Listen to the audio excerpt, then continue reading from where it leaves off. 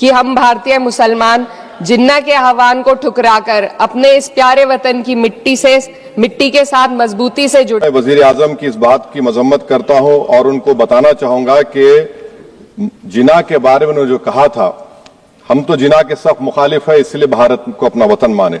तो किसी शायर ने अच्छा कहा था वजीर आजम के बारे में कि फरेब देकर जमाने को पारसा ना बनिए, इन्हें कहो कि वो बंदा बने खुदा ना बने, अमीर शहर यही चाहता या हजरत कि हमारी चीख गले में रहे सदा ना बने।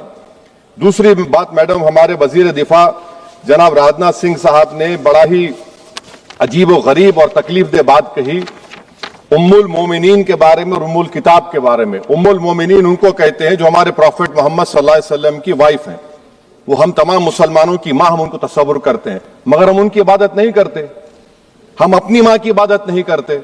उम्मुल किताब कुरान है, हम कुरान की इबादत नहीं करते, कुरान अल्लाह का बिजावा कलाम है। तो उसके बारे में भी शायर ने अच्छा कहा कि खबर नहीं जिन्हें अपने दीन व मजहब की, हमें वो दीन का मतलब सिखाने निकले हैं। हमारे संविधान का जो प्रियम्बल है वो क्या कहता है? Liberty of thought, expression, belief, faith and worship.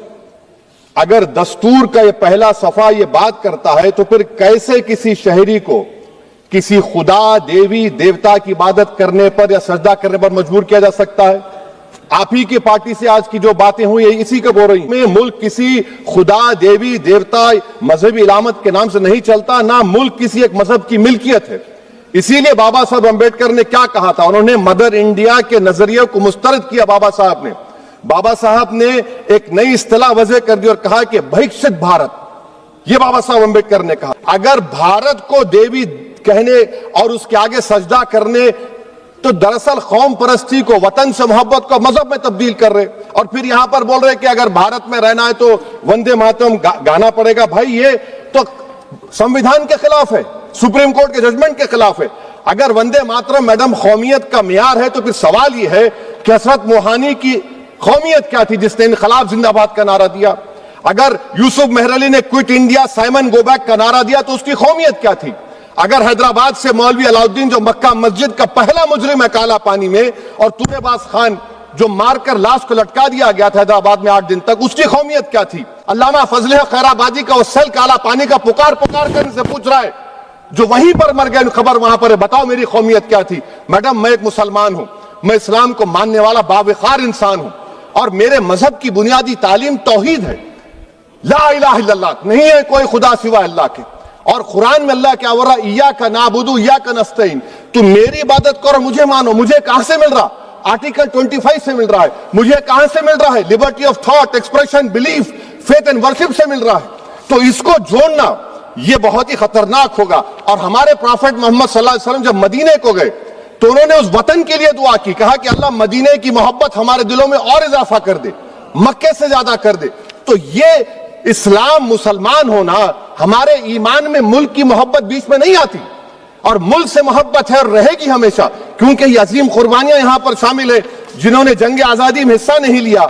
आज अगर वो वतन की मोहब्बत का दर्ज देंगे तो बड़ा गलत होगा। मुझे वतन से बेइंतहा मोहब्बत है मैडम, और इंशाल्लाह हमेशा रहेगी, मगर बावजूद इसके कि मेरी मस्जिद, मेरी इबादत गाह, मेरे कपड़े, मेरे कारोबार पर हमले होते, मगर मैं फिर भी कहता हूं कि वतन मेरा, हर वतन को हम छोड़कर नहीं जाएंगे। मगर हुब्बुल वतनी का क्या मुतालबा है? हुब्बुल वतनी ये कहता है कि वतन से मोहब्बत है तो जुल्म को खत्म करो, गरीबी को खत्म करो, बेरोजगारी को खत्म करो, जबर का खात्मा करो, अमन का गहवारा बनाओ, पाकिस्तान की दहशतगर्दी को खत्म करो, एक्सप्लॉयटेशन को रोको, शरारत को रोको, मुल्क के खिलाफ की जाने वाली साजिश खत्म करो। मैडम भारत एक चमन है जहां पर हर फूल को खिलना चाहिए, और अगर कोई इस फूल के अगर पूरे फूल खिलेंगे तो उसकी खुशबू से ये वतन मौतर होगा। मगर अगर इस चमन का माली ये कहेगा कि एक ही फूल खिलेगा, तो मैं जिम्मेदारी के साथ कह रहा हूं अगर एक ही फूल खिलेगा तो वो सहरा बन जाएगा और माली माली नहीं रहेगा, वो जल्लाद कहलाएगा। हम भारतीय मुसलमान इंडियंस बाय चॉइस है, बाय चांस नहीं। वंदे मातरम के किन छंदों को राष्ट्रीय गीत के तौर पर अपनाया जाए, यह फैसला सर रविंद्रनाथ टैगोर और सुभाष चंद्र बोस जी जैसे नेताओं के परामर्श के बाद हुआ। क्या अब हम उन महान नायकों की समझ पर प्रश्न चिन्ह उठाएंगे? उन्हें देश को बांटने वाला और तुष्टीकरण करने वाला कहने का पाप करेंगे? उन महान हस्तियों ने वंदे मातरम के उन छंदों को अपनाया जिन्होंने देश के हर वर्ग, हर धर्म के मानने वालों को एक सूत्र में पिरोने का काम किया। और मैं एक घटना आप लोगों के सामने रखना चाहती हूँ। वर्ष 1998 में उत्तर प्रदेश सरकार के मंत्री रविंदर शुक्ला जी ने स्कूलों में राष्ट्रगीत को गाना अनिवार्य कर दिया था, लेकिन तब के तत्कालीन प्रधानमंत्री अटल बिहारी वाजपेयी जी ने, जो उस समय लखनऊ के दौरे पर थे, उत्तर प्रदेश सरकार के इस फैसले पर नाराजगी जताई और यूपी सरकार ने राष्ट्रगीत को अनिवार्य करने वाले मंत्री को बर्खास्त कर दिया था। अब मैं सत्ता पक्ष से सवाल करना चाहूंगी,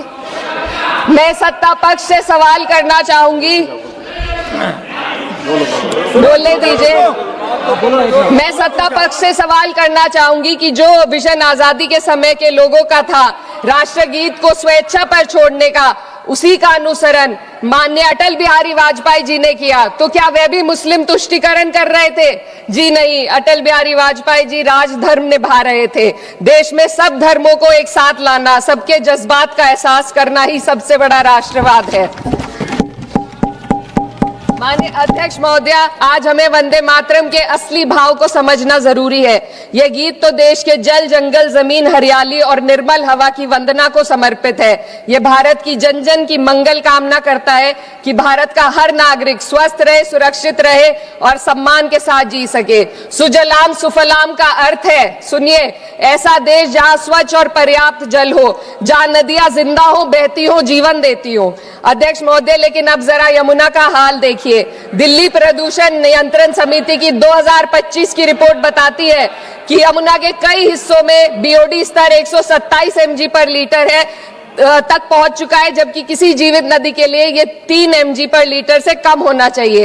ये सिर्फ नदी का संकट नहीं है, ये किसान का संकट है। नमामि गंगे के नाम पर हजारों करोड़ रुपए खर्च हो गए, लेकिन सच्चाई ये है कि आज भी गंगा और यमुना के किनारे किसान मजबूरी में उसी जहरीली पानी से खेती कर रहा है। वही जहर अनाज में उतरता है और वही जहर किसान की जिंदगी को धीरे धीरे खत्म कर देता है। अध्यक्ष महोदय, जब पानी जहर हो जाएगा तो सुजलाम कैसे होगा? जब किसान बर्बाद होगा तो सुफलाम कैसे होगा? मलयज शीतलम, मलय का अर्थ है मलय पर्वत से बहने वाली ठंडी, सुगंधित, चंदन जैसी हवा जो जीवन देती है, बीमारी नहीं। आज मैं इस सदन से पूछना चाहती हूँ, क्या आज के भारत की हवा मलयज शीतलम है? नहीं अध्यक्ष जी, बस संसद से बाहर कदम रखिए, एक गहरी सांस लीजिए। ये चंदन की महक नहीं, ये जहर है जो आपके हमारे फेफड़ों में उतर रहा है। दुनिया के 20 सबसे प्रदूषित शहरों में से 13 भारत में है। दिल्ली की हवा में सांस लेना मानो रोज 20 सिगरेट पीने जैसा हो।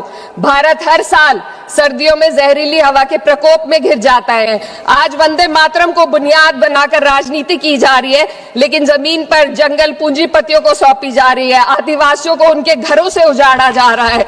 मातरम में जो मातरा माता है, वे सिर्फ मातृभूमि की वंदना नहीं, वे इस धरती की हर नारी, वे इस देश की हर बेटी, हर महिला के सम्मान की बात भी करता है। लेकिन आंकड़े अगर आप देखेंगे, एनसीआरबी की हाल की रिपोर्ट के अनुसार, मैम जसवानी के अनुसार, देश में हर वर्ष लगभग 30,000 से अधिक बलात्कार हो रहे हैं। यानी एक दिन में 80 से अधिक महिलाएं यौन हिंसा का शिकार होती हैं, और ये सिर्फ दर्ज मामले हैं। जब जम्मू कश्मीर की एक बच्ची हिंसक अत्याचार का शिकार होती है, जब सत्ता से जुड़े लोगों पर आरोप लगते हैं और कार्रवाई वर्षों लटक जाती है, जब उन्नाव की पीड़िता लखनऊ के दरबार में इंसाफ को लेकर अपनी जान देने पर आमादा होती है, जब बिल्किस बानो के अपराधियों का सरकार के लोग द्वारा स्वागत किया जाता है, तो ये घटनाएं वंदे मातरम की आत्मा पर चोट पहुंचाती है। अपने जज्बात को मैं आलमा इकबाल साहब के तराना हिंद के साथ इस सदन में रखना चाहती हूँ कि सारे जहां से अच्छा हिंदुस्तान हमारा, हम बुलबुले हैं इसके, ये गुलसिता हमारा, मजहब नहीं सिखाता आपस में बैर रखना, हिंदी है हम, वतन है हिंदुस्तान हमारा।